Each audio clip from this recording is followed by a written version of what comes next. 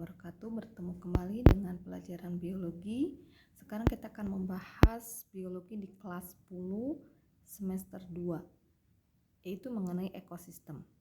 Kompetensi dasar yang harus kalian kuasai yaitu bisa menganalisis komponen-komponen ekosistem dan interaksi antar komponen tersebut, kemudian menyajikan karya yang menunjukkan interaksi antar komponen ekosistem, apakah itu jaring-jaring makanan atau siklus biogeokimia. Di dalam mempelajari ekosistem, kita harus tahu terlebih dahulu ilmu yang mempelajari ekosistem, yaitu ekologi. Ekologi adalah salah satu cabang biologi yang mempelajari tentang ekosistem. Adapun ekosistem itu sendiri itu satu kesatuan antara faktor biotik dengan faktor abiotik yang saling berhubungan dan berinteraksi. Kemudian kita harus mengetahui apa yang disebut faktor biotik abiotik.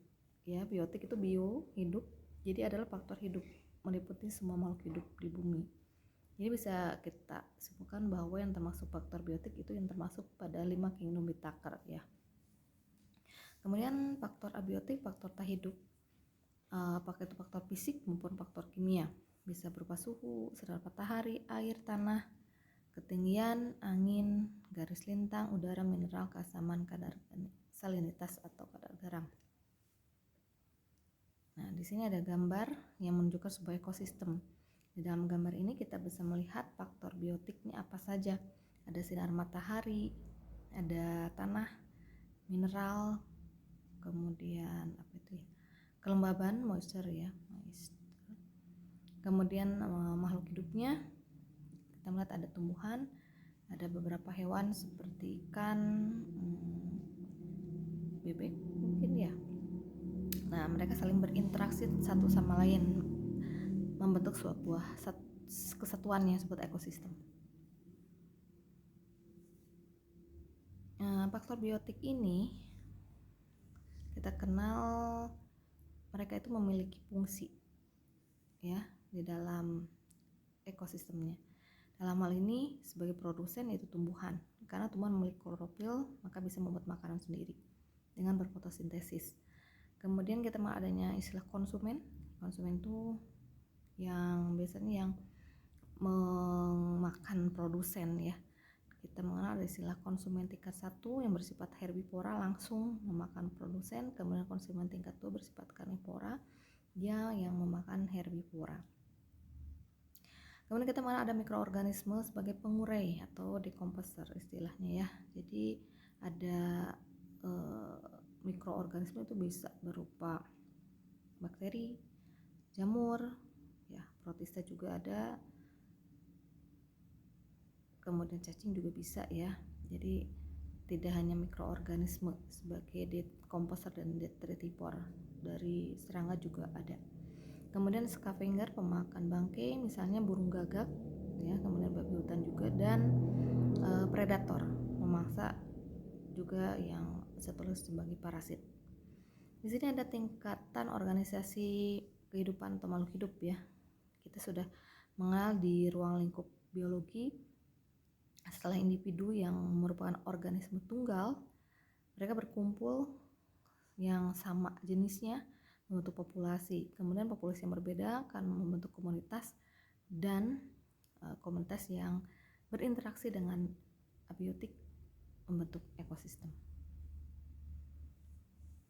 Berdasarkan fungsinya komponen ekosistem ini kita kenal ada komponen autotrof yang bisa membuat makanan sendiri atau yang mungkin tadi kita sebut sebagai produsen ya.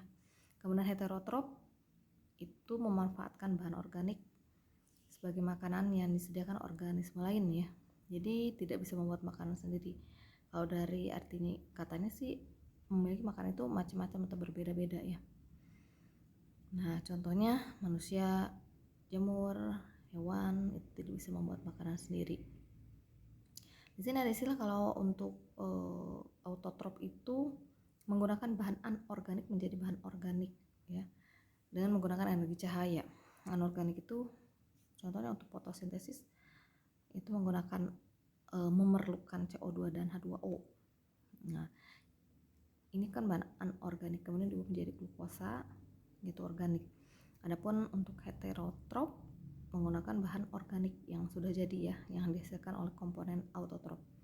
Kemudian ada pengurai, decomposer, menguraikan bahan organik dari organisme yang mati. Di sini ada dua istilah ya, detritivore dan decomposer.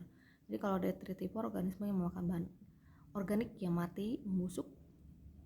Kemudian decomposer organisme yang menguraikan bahan organik gitu ya. Detritivore adalah sejenis decomposer. Jadi decomposer tadi dari detritivore, pemakan bangkai, juga sapropod lainnya. Antar makhluk hidup juga ada interaksi ya dalam sebuah ekosistem. Jadi interaksinya ini biasanya kalau antar organisme yang sama bentuk populasi, mereka biasanya bisa berkompetisi atau bisa melakukan kerjasama. Kerjasama mungkin di sini istilahnya sebut simbiosis ya. Kemudian interaksi antar populasi akan membentuk komunitas dan nanti membentuk ekosistem. Jadi ini sebenarnya sama dengan tingkat organisasi kehidupan. Setelah ekosistem akan bentuk bioma dan selanjutnya biosfer. Kita bahas satu persatu ya interaksi antar makhluk hidup. Nah, di sini ada netral. Netralisme, tidak saling mengganggu meskipun di habitat yang sama. Predasi yang pemangsa ya. Jadi ada pemangsa predator, otomatis ada mangsanya prey. Nah, ini ada contohnya ya, karnivora memangsa herbivore atau katakanlah harimau memangsa kijang mungkin ya. Kemudian parasitisme. Nah, di sini ada hubungan kerjasama parasitisme, mutualisme, komensalisme. Kalau parasitisme yang satu merugikan yang lain, kalau mutualisme saling menguntungkan, komensalisme yang satu mendapat keuntungan yang lain tidak dirugikan. Dan ada antibiosis, satu organisme menghambat pertumbuhan organisme lain. Sebenarnya ada satu lagi yang tidak disebutkan, itu kompetisi ya. Jadi ada persaingan. Nah, kalau lihat dari contohnya ya, kalau parasitisme itu di sini cacing dalam usus. Jadi parasit, misalnya ususnya bisa usus manusia ya, di usus halus ada cacing, otomatis dia akan mengambil nutrisi yang seharusnya diedarkan digunakan oleh tubuh manusia. Nah, tentu manusia ini akan dirugikan gitu ya.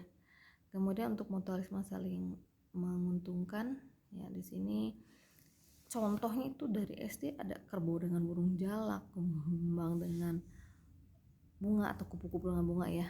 Nah, kalau di sini mungkin ada contoh lain, bakteri Escherichia coli usus besar. Jadi menguntungkan ini bakteri Escherichia coli memperoleh nutrisi atau makanan ya untuk bisa hidup. Sementara manusia terbantu dengan adanya aktivitas E. coli, yaitu pembusukan feses. Antibiosis contohnya jamur penicillium menghambat bakteri. Jadi jamur ini menghasilkan suatu zat disebut penisilin ya dalam hal ini, dan ini bisa menghambat atau membunuh bakteri. Adapun untuk kompetisi biasanya memperebutkan suatu hal yang sama ya. Kita lihat berikutnya. Nah, ini bahkan antar dua singa jantan yang sama itu bisa terlibat kompetisi, apakah memperebutkan betina yang sama atau memperebutkan daerah teritorial yang sama. Nah, ini contoh-contohnya ada antibiosis, predasi, parasitisme, mutualisme, netralisme, komensalisme. Nah, arti simbiosis itu sendiri adalah hubungan erat antara dua organisme ya, yang kita kenal mutualisme, parasitisme, komensalisme. Adapun organisme melakukan simbiosis disebut simbion. Ini hanya mengingat kembali apa yang disebut simbiosis ya. Ada istilah suksesi dalam ekosistem karena suatu ekosistem bisa mengalami gangguan. Gangguannya bisa adanya bencana alam atau aktivitas manusia ya. Jadi ekosistem berubah, kemudian ekosistem itu mempunyai kemampuan untuk memperbaiki atau menjadi tumbuh kembali ya. Jadi perubahan ini disebut suksesi ya. Jadi dimulai dari tanaman perintis hingga mencapai ekosistem klimaks. Jadi ketika klimaks itu ekosistemnya sudah pada posisi seimbang. Dan suksesi ada dua macam, primer sekunder. Ini bisa terlihat kalau primer itu terganggunya itu hilang ya. Jadi komunitas asal itu benar-benar berubah total setelah adanya gangguan. Misalnya ada bencana alam, kemudian hilang semua komunitas di sana, tumbuh lagi nanti tumbuhan baru.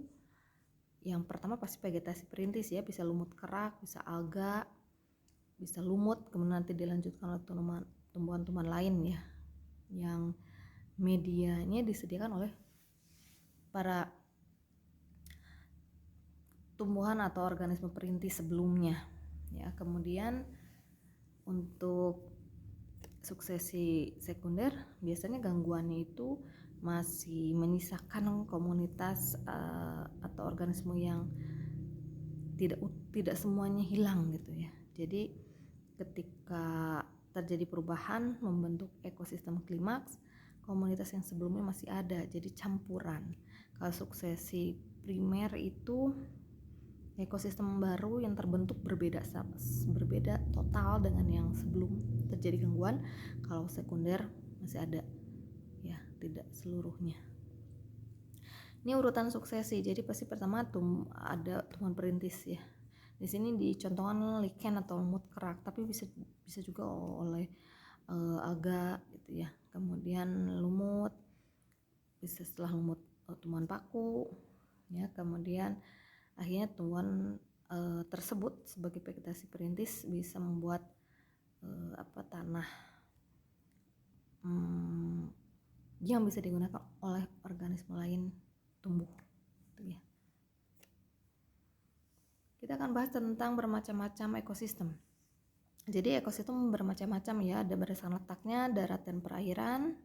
Darat itu ada darat alami, darat suksesi. Kemudian juga ada perairan, air tawar, air laut. Nah, air tawar sungai, kolam, danau. Kemudian kita bahas untuk yang darat, ini berdasarkan perbedaan ketinggian ya, pamah, pegunungan, monsun. Kemudian ada kita kenal juga bioma berdasarkan letak geografis yang kita sudah bahas di ruang lingkup ya. Kemudian ekosistem air tawar danau sungai ini ada pembagian daerahnya ya, litoral, limnetik, perpundal dan bentik. Kemudian berdasarkan produksi materinya ada oligotropik dan atropik. Jadi kekurangan zat organik yang terlarut di dalam danau oligotropik itu cenderung lebih sedikit. Kalau atropik cenderung sangat banyak ya, bahkan bisa terjadi blooming atau peledakan alga karena kan terjadinya eutrofikasi. Kemudian ekosistem air laut dibagi kedalamannya ada litoral, neritik, betial, abisal. Jadi kalian harus bisa membedakan yang tadi di danau ya. Nah, ini ada litoral, limnetik, perpundal, bentik. Kalau di laut ada litoral sama ya, litoral, neritik, betial, abisal berdasarkan kedalaman juga. Kemudian di pantai ada mangrove, pescapre, Barringtonia. Kita kenal muara juga dan terumbu karang ya, didominasi oleh coleontherata. Dan ekosistem bisa juga berdasarkan terjadinya ya, ada secara alami, ada juga dengan bantuan campur tangan manusia. Baik, untuk pertemuan kali ini kita cukupkan sekian. Yaitu kita sudah membahas tentang ekosistem, artinya komponennya, kemudian fungsi, interaksi, dan macam-macam ekosistem. Kita akan bahas selanjutnya di pertemuan berikutnya tentang rantai makanan, jaringan makanan, dan lain-lain. Terima kasih. Assalamualaikum warahmatullahi wabarakatuh.